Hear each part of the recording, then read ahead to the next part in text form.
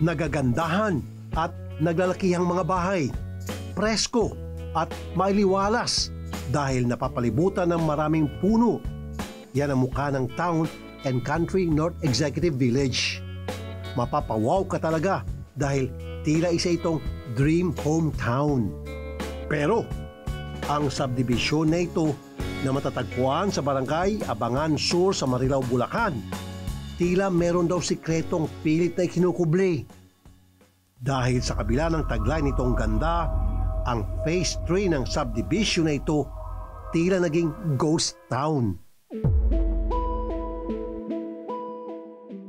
Nakilala namin si Dorothy, isang dating residente ng Phase 3 at ngayon nangungupahan na lamang sa isang bahay sa Phase 4. Ibinahagi niya sa amin kung gaano kaganda ang Town and Country Executive Village nung nagsimula silang tumira rito noong 90s.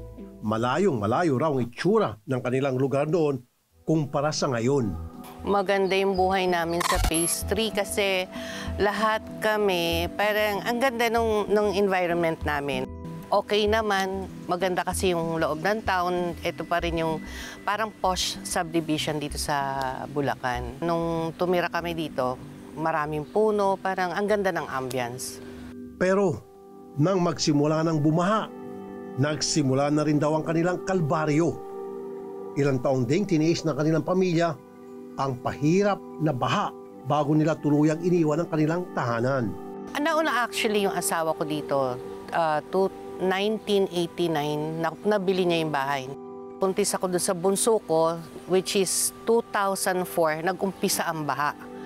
Okay pa kasi pabalik-balik lang naman yung baha. Up till the time na 2004 onwards, hanggang paggising ng umaga, 6 o'clock in the morning, andun na yung baha sa edge ng kama. 6 o'clock, bababa siya ng 9 o'clock in the evening, tapos kakain kami ng mga anak ko ng 11 ng gabi. Daing pa ni Dorothy, hindi lang ang pamumuhay nilang apektado, kundi pati na rin ang kanilang kabuhayan. Hindi na kami makabalik sa loob, sa bahay namin dahil talagang hindi na bumababa yung tubig. Every time na sisilipin namin, malalim pa rin. So ang option namin is mag-rent ng house. So nagre-rent pa rin kami up till now. Hindi kami makabalik kasi sa sarili namin bahay. Ang mabigat kasi, nagbabayad kami knowing na meron naman kaming uuwian sana na hindi kami kailangan magrenta. Ganito rin ang hinaing ni Susan na isa ring homeowner noon. Pero nangungupahan na lang ngayon sa mas mataas na bahagi ng subdivision.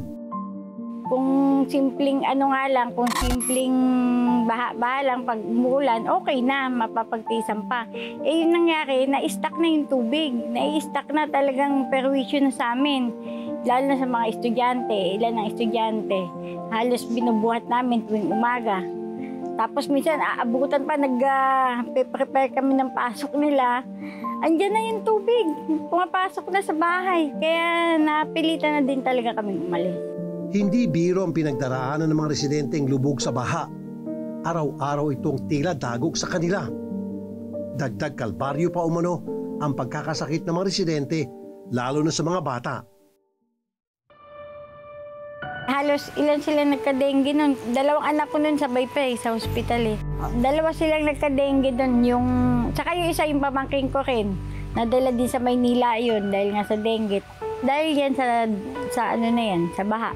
Bumaba rin ang kumpiyansa ng mga residente na makakakuha sila ng agarang tulong sa oras ng sakuna o emergency.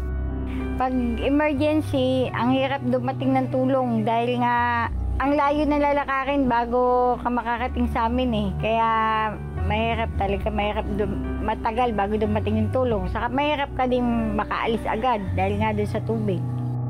At ang pinakamasakit pa raw ay ang pagbaliwala ng dugot pawis na isinakripisyo nila para lamang magkaroon ng sariling tahanan na ngayon di na nila mapapakinabangan.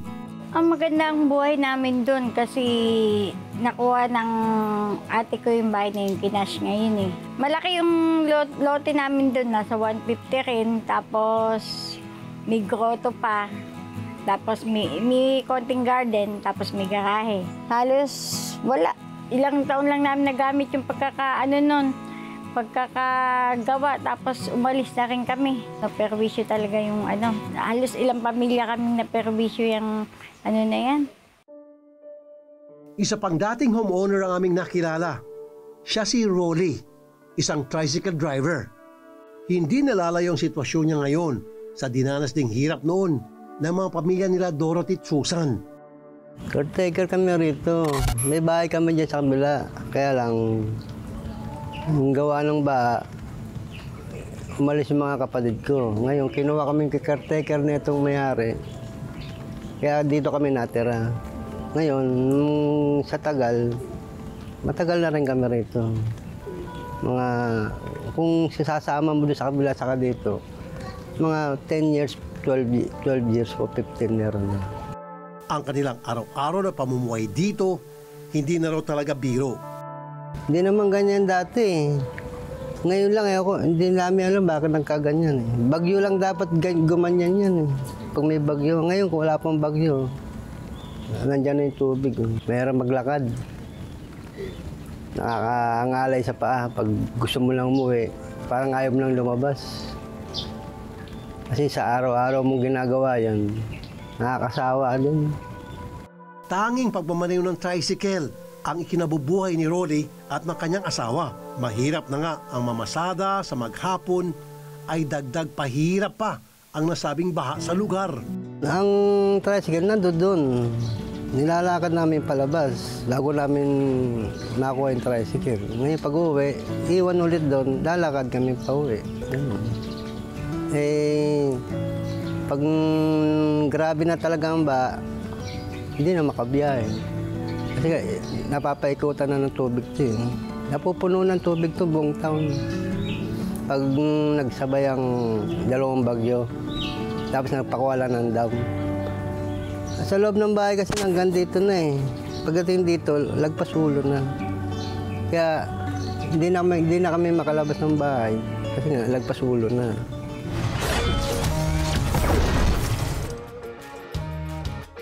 Nako po, naloko na.